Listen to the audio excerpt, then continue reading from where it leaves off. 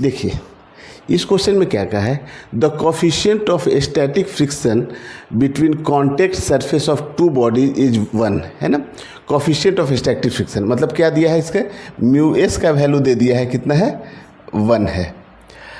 The contact surface of one body supported the other till inclination is less than, तो inclination कितना होना चाहिए, तो देखिए इस तरीके से कोई इंक्लाइन प्लेन होगा और यहाँ पे एक बॉडी रखा हुआ है, ठीक है ना। अब इस बॉडी पे देखिए तो एक इस डायरेक्शन में क्या लगेगा, mg साइन थीटा लगेगा ना, mg साइन थीटा लगेगा, और फ्रिक्शन का फोर्स जो है ना वो पीछे की तरफ लगेगा, यहाँ पे फ्रिक्शन का फोर्स पीछे लगेगा। अब एक कंडीशन ऐसा आएगा, यहाँ पे एंगल कितना है, थीटा है, और यही थीटा हम लोग को पूछा है। तो अगर ये वैल्यू mg साइन थीटा की वैल्यू फ्रिक्शन के वैल्यू के बराबर हो जाए तब तक वो रुका रहेगा, लेकिन अगर जैसे mg साइन थीटा की वैल्यू फ्रिक्शन से बड़ी हो जाए तो क्या होगा, ब्लॉक स्लाइड करने रहेगा, है ना। तो वो बोला है कि इंक्लाइनेशन कितना रखें, तो एक इंक्लाइनेशन के बाद वो ब्लॉक स्लाइड करने लगेगा, तो ये मिनिमम वैल्यू जो होगी ना, ठीक है ना, मतलब ऐसे मैक्सिमम वैल्यू आप कहिए कि मैक्सिमम वैल्यू आप कितना रखिएगा, अगर उससे जैसे जस्ट ज़्यादा आप करते हैं ना तो फिर स्लाइड करना शुरू कर देगा। तो यहाँ से देखिए mg साइन थीटा की वैल्यू किसके बराबर हो जानी चाहिए, फ्रिक्शन फोर्स के बराबर।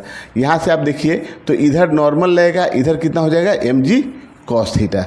तो यहाँ से अगर हम लोग फ्रिक्शन की वैल्यू निकालें यहाँ से फ्रिक्शन फोर्स, तो F इक्वल टू स्टैटिक का ही मैक्सिमम वैल्यू लेंगे यहाँ पे, है ना, लिमिटिंग फ्रिक्शन वाला कि जस्ट रुका रहने के लिए, तो F इक्वल टू कितना हो जाएगा म्यू n, और यहाँ से म्यू की वैल्यू है 1, और n इक्वल टू कितना हो जाएगा mg cos theta, mg cos theta, है ना।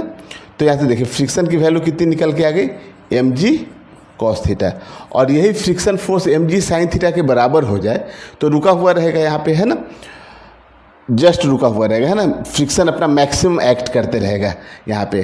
तो mg sine theta equal to कितना हो जाए, mg कॉस थीटा, है ना। तो यहाँ से देखिए mg से mg कैंसिल हो जाएगा, तो साइन थीटा इक्वल टू हो गया कितना, कॉस थीटा, और साइन थीटा और कॉस थीटा कब इक्वल होता है, 45 के एंगल पे, है ना। तो थीटा यहाँ से कितना आ जाएगा, 45 डिग्री, ठीक है ना।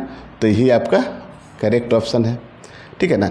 अब जैसे देखिए अगर यहाँ पे अगर एंगल 45 से जैसे जस्ट बढ़ा तो क्या होगा, देखिए जैसे 45 से जस्ट बढ़ेगा तो ये थीटा की जो वैल्यू है ना वो बढ़ेगी, तो ये वैल्यू बढ़ेगी, है ना, और थीटा की वैल्यू बढ़ने से कॉस थीटा की वैल्यू क्या होगी, डिक्रीज होगी। तो कॉस थीटा डिक्रीज होगा और साइन थीटा इंक्रीज होगा। तो ये फोर्स जब इंक्रीज हो जाएगा mg साइन थीटा फ्रिक्शन से, है ना, जैसे जैसे ऊपर बढ़ेगा फ्रिक्शन का फोर्स कम होने लगेगा और mg साइन थीटा बढ़ने लगेगा, और जब ये बड़ा हो जाएगा ना तो क्या होगा, स्लाइड करना शुरू कर जाएगा।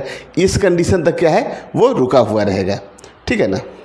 तो थीटा 45 डिग्री इसका करेक्ट आंसर है।